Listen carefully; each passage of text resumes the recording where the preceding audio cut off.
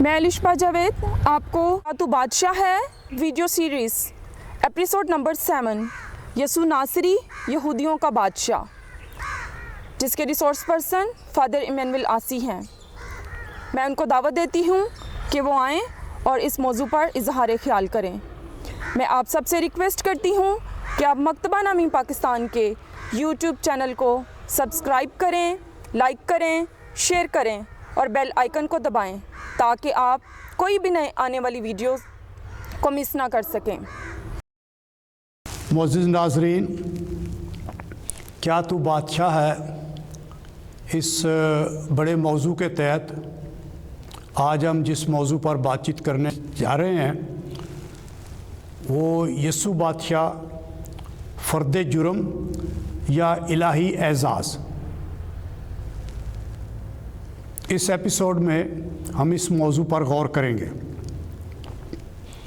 हमारे ईमान का अक़ीदा है कि यसू मसीह खुदावंद बादशाह है, वो बादशाहों का बादशाह और खुदावंदों का खुदा है। और ईमान के मुख्तलिफ़ इजहार में, अक़ीदे के इजहार में और अक़ीदत की मुख्तलिफ़ शक्लों में हम इस मौजू पर गौर करते हैं। अपनी नमाज़ों में भी इस पर गौर करते हैं। ऐ हमारे बाप की नमाज में तेरी बादशाही आए।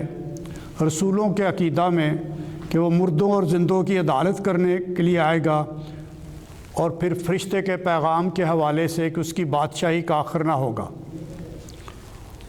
यसू मसीह की ज़िंदगी में भी तालीमात में, तमसीलों में बादशाही और बादशाह का लफ्ज़ काफ़ी बार आया है, लेकिन हर बार उन्होंने बादशाही की कदरों और नेकियों पर ज़ोर दिया है, ना बादशाह के फ़र्द होने पर, ना ढांचे पर और ना इख्तियार पर। गो दूसरों ने, यसू मसीह के रसूलों ने भी बादशाह का लफ्ज़, यसू मसीह के लिए बादशाह का लफ्ज़ इस्तेमाल किया, बल्कि बादशाहत में वज़ारतें भी मांगी, लेकिन यसू मसीह का नुक्ता नज़र और तशरीह बिल्कुल फ़र्क थी। आज हम ईमान की तालीम और इलाहियाती नुक्ता निगाह से एक इंतहाई नाजुक मौजू पर बातचीत करने को हैं कि यसू बादशाह, यसू मसीह की सलीब पर जो इल्ज़ाम का कतबा लिखा गया था, INRI, यसू नासरी यहूदियों का बादशाह, ये एक फ़र्द जुर्म था या कि इलाही एज़ाज़ और सरफराजी थी।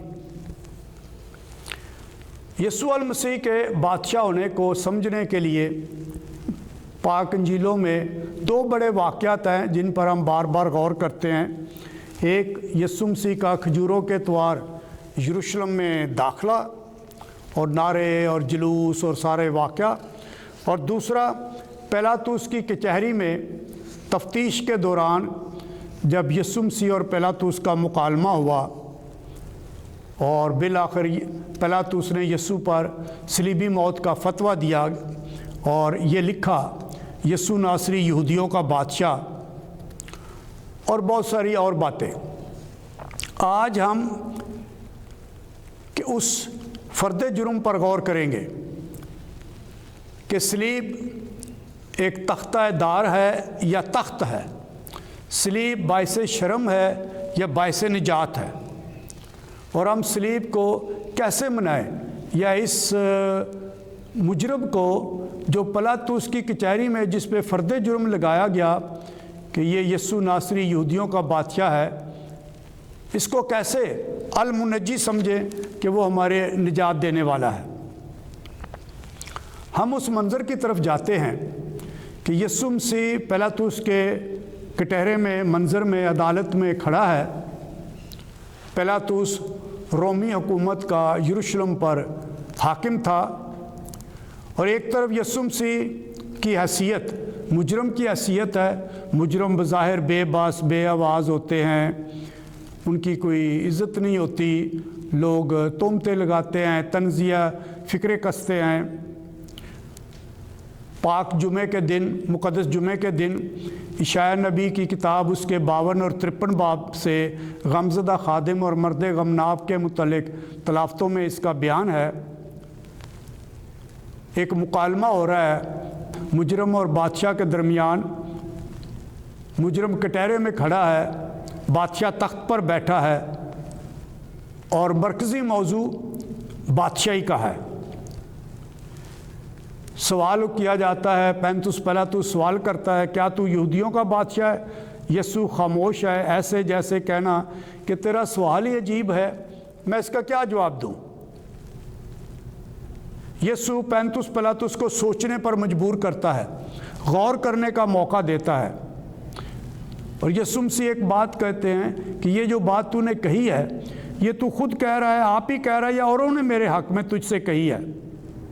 और फिर यीशु मसीह बात को आगे बढ़ाते हैं कि मेरी बादशाही को यहाँ की बादशाही के साथ मुवाजना न करके ना देखो।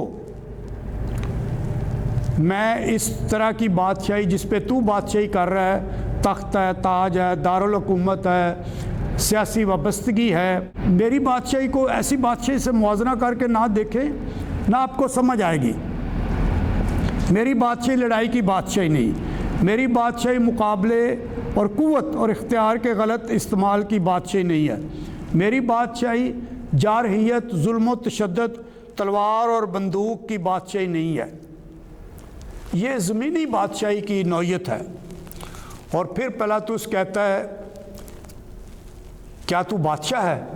यूहन्ना के मुताबिक इंजील उसके 19 बाब के में से ये मंजर पढ़ रहा हूँ और 37 आयत में लिखा है, क्या तू बादशाह है? और यीशु मसीह फिर इसी सवाल को एक और सवाल के लिहाज से पिलातुस पर पलट देता है कि तू खुद कहता है कि मैं बादशाह हूँ। और फिर आगे कहते हैं, मैं इसलिए आया हूँ। पहले कहा है मेरी बादशाही ऐसी नहीं है, इस दुनिया की नहीं।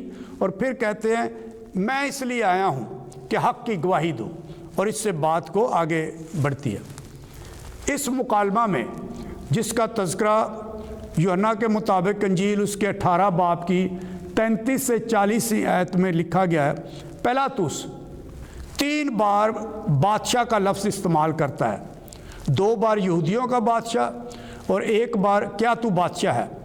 और यीशु 3 बार बादशाही का लफ्ज़ इस्तेमाल करता है कि ये बादशाही कैसी नहीं है और ये बादशाही कैसी है। और 1 बार लफ्ज़ बादशाह का जिक्र करता है। यीशु मसीह के दुखों के बयान में, तज़किरों में बहुत सारे किरदार हैं, लेकिन सबसे बाइबल मुक़द्दस की स्टडी मुतालिया के लिहाज से सबसे हैरान कुन किरदार पैंतुस पिलातुस का है। पहली बात कि वो एक गैर कौम है, गैर यहूदी है, हुक्मरान है, रोमी हुक्मरान है, अदालत में बैठा हुआ है और कई बार बल्कि 7 बार अदालत से उठकर बाहर अंदर जाता है। अगर कोई गौर से यीशु मसीह का और पैंतुस पिलातुस का मुकालमा और मंजर पढ़े तो ऐसे पता चलता है कि मुजरम कौन है, यीशु है या पिलातुस है। फैसला किसने करना है, यीशु ने करना है या पिलातुस ने करना है। यूहन्ना के मुताबिक इंजील में इस मंजर की इंतहाई और आला खूबसूरती यही है। 7 बार पिलातुस बाहर और अंदर जाता उठकर हक जानने की कोशिश करता है, सवाल करता है, हक क्या है। बज़ाहिर सीखने के अमल में सवाल करना अच्छा अमल है, पूछना, जानना, सीखना, मालूमात बढ़ाना। लेकिन ये सवाल करना बहाने और वक्त गुजारने की बात भी हो सकती है, मसले को मुलतवी करना भी हो सकता है। सिर्फ अकली फ़रेब और सिर्फ दलाइल के फ़रेब, दलाइल के धोखे, या सवाल है भी या नहीं है, या सवाल है या कुछ अमल करने की ख्वाहिश है। सवाल से लोग कई मजबूरियां भी बताते हैं और कई लोग सवाल पूछने से नए इम्कानात और मौके भी आगाह करते हैं। पिलातुस हक जानना चाहता है। हक को कबूल करने या पैरवी करने या अमल करने की बात नहीं है। यीशु मसीह कहते हैं मैं इसलिए आया हूँ, इस वास्ते दुनिया में आया हूँ कि हक की गवाही दो। हक और हक की गवाही, हक खुदा के निजात के मंसूबे है। जो हक का है वो मेरी आवाज़ सुनता है। यीशु मसीह ने यूहन्ना के मुताबिक इंजील में कहा, जो हक का है वो मेरी आवाज़ सुनता है, जो मेरा है वो हक की हमायत करेगा। سننے کے معنی ہے سننا اور قبول کرنا اور اپنانا۔ یسوع مسیح نے کہا یوحنا کے مطابق انجیل اس کے 14 باب کی 6 آیت میں، راہ، حق اور زندگی میں ہوں۔ پہلا تو اس وقت کا حاکم ہے، تخت و تاج کا مالک ہے، اور دوسرا شخص یسوع مسیح وہ مجرم ہے، اس وقت بے باس بے کس ہے، کانٹوں کا تاج سر پہ رکھے ہے، لیکن یوحنا کے مطابق انجیل میں دکھوں کے تذکرے میں تخت والے گھبرا رہے ہیں ایک مجرم سے۔ کیوں؟ کیونکہ وہ حق کی گواہی دیتا ہے، اور جو کچھ بھی ہو رہا ہے وہ ناحق ہو رہا ہے۔ سر پہ کانٹوں کا تاج ہے، ظلم و ستم ہے، ہتھکڑیاں ہیں، اور پھر بھی پولس رسول انجیل کی منادی کرتا ہے۔ میں ایک پولس رسول کی زندگی سے ایک واقعہ بتانا چاہتا ہوں۔ جب پولس رسول کو ان کے چوتھے سفر میں، جو ان کی سفر بحیثیت قیدی تھا، جو یروشلم سے روم کی طرف جا رہے تھے، اور 26 باب رسولوں کے اعمال 26 باب میں اس واقعے کا ذکر ہے کہ پولس رسول رومی شہنشاہ اگریپا کے سامنے کھڑا ہوتا ہے، وہ بھی حاضر ہے، اور فیسٹس حاکم گورنر بھی ہے، اور تقریر کے بعد حاکم فیسٹس کہتا ہے پولس کو، پولس تو دیوانہ ہو گیا ہے، اتنی باتیں کرتا ہے، تو دیوانہ ہو گیا ہے، ایسے لگتا ہے جیسے تو دیوانہ ہو گیا ہے۔ اور 26 باب کی 25 آیت، رسولوں کے اعمال اس کے 26 باب کی 25 آیت میں پولس رسول کہتے ہیں، اے عزت مآب فیسٹس، میں دیوانہ نہیں بلکہ حق اور حکمت کی باتوں کا قائل ہوں، گواہی دیتا ہوں، اور تجھے یہ میری دیوانگی لگتی ہے۔ اور آگے جا کے لکھا ہے 26 باب کی 28ویں آیت میں، تب اگرپا شہنشاہ نے پولس سے کہا کہ تیری ترغیب سے میں مسیحی ہو جانے کے قریب ہوں۔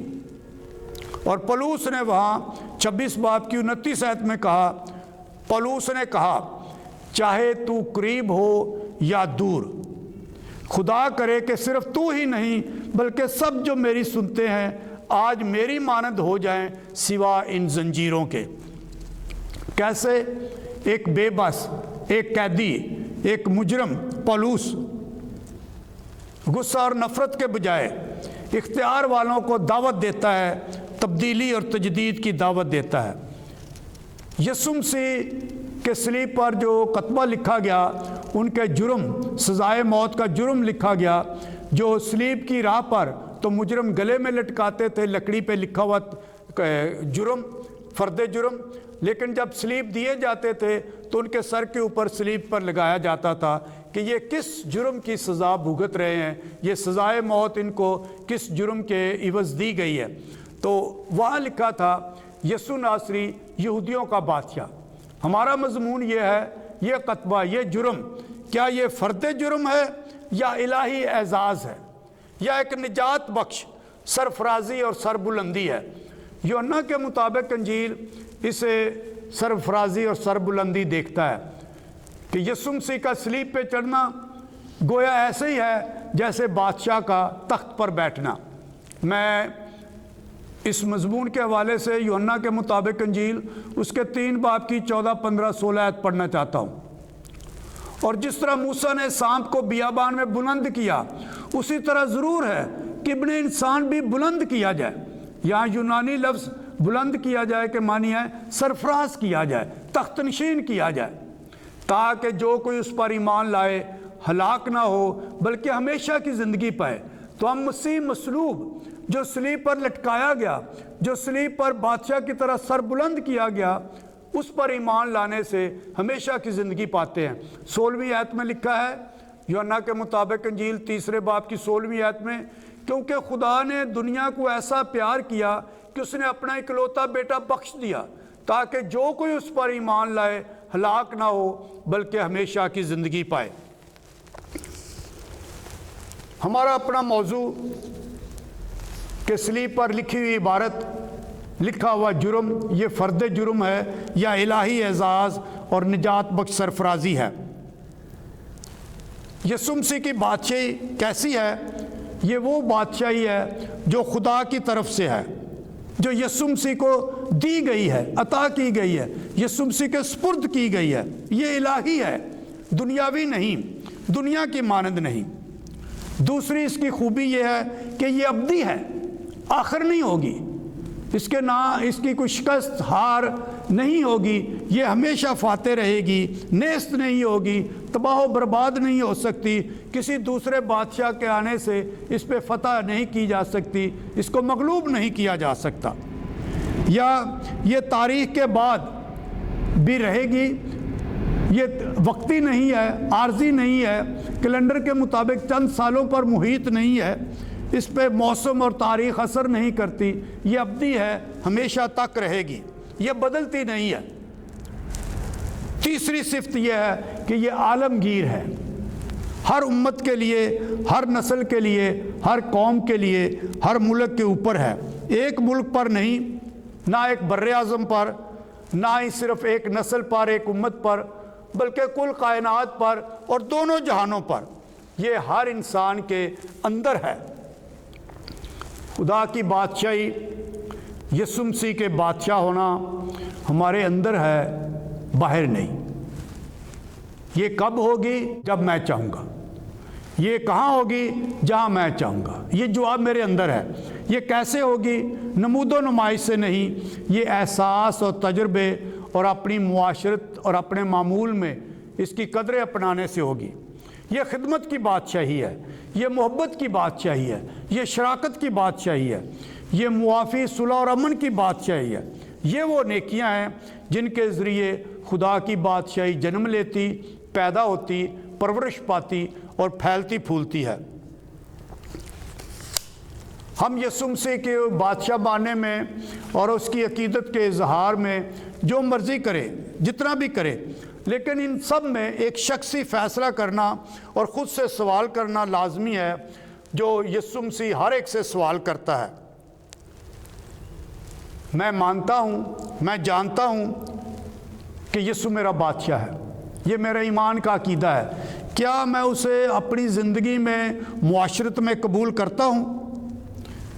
کیا اس نیت اور ارادے کا اپنی عام روزمرہ زندگی میں اظہار کرتا ہوں، یا دنیا کی مصروفیات میں اور ہجوم میں یہ جواب گم ہو گیا ہے اور میرا انفرادی اور شخصی نہیں رہا؟ کیا میں خود کہتا ہوں اور اوروں کو یسوع مسیح کے بارے بتاتا ہوں؟ میری وفاداری، میری وابستگی، کیا میری تمام تر زندگی پر راج، میرے فیصلوں پر، میرے چناؤں پر حکمرانی یسوع مسیح کی ہے یا نہیں؟ کیا وہ میرا بادشاہ ہے یا نہیں؟ اسی طرح میرے خاندان کا۔ آئیں ہم یسوع بادشاہ سے، جو ایک طرف کل کائنات کا، دونوں جہانوں کا بادشاہ ہے، دوسری طرف صلیب پر ہماری نجات کے لیے سرفراز کیا گیا، مجرم کی طرح لٹکایا گیا، لیکن الہی اعزاز کے طور پر اسے سرفراز کر دیا گیا۔ پہلا تو اس کا سوال، کیا تو بادشاہ ہے؟ یہ سوال آج مجھے اور آپ سے بھی ہے۔ کیا یسوع المسیح میرا بادشاہ ہے؟ کیا یسوع المسیح آپ کا بادشاہ ہے؟ یہ یسوع مسیح کا بادشاہ ہونا، یسوع مسیح کی بادشاہی ایک شخصی فیصلہ اور شخصی چناؤ کی دعوت ہے، اور شخصی فیصلہ اور شخصی چناؤ کی طرف تحریک ہے۔ ہم آج کی اس غور و خوض کے نتیجہ میں اپنے آپ کو دعوت دے سکتے ہیں، اپنے لیے دعا کر سکتے ہیں، اپنے لیے ایک عہد باندھ سکتے ہیں کہ اے یسوع مسیح مصلوب، اے یسوع بادشاہ مسیح مصلوب، تو میرا بادشاہ ہے، میں تجھے اپنا بادشاہ قبول کرتا ہوں، مجھ میں اور میرے ذریعے تیری بادشاہی آئے۔ یہ یسوع بادشاہ اور مسیح مصلوب، جس پر یسوع ناصری یہودیوں کا بادشاہ فرد جرم لگایا گیا تھا، اور یہی اس کی سرفرازی اور الہی اعزاز اور سربلندی ٹھہرا، یہ اس کی پر غور و فکر کرنے کی برکت اور نتیجہ ہے۔